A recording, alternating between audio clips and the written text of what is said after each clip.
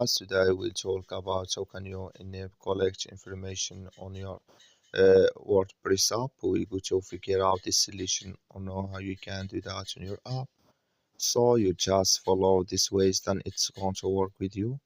All you have to do in verse, you just go down, click on your name down here. So then it's going to take you to your profile. It's going to show for you like this. Click here on app settings. Then you come to next step here. It's going to show for you like this. Click here on privacy settings. You come to next step. It's going to show for you like this. You come here to collect information.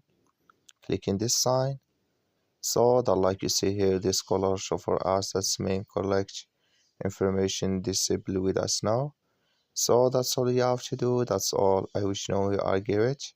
Just follow this ways, then it's going to work with you. Thank you for watching. Don't forget to support us by liking.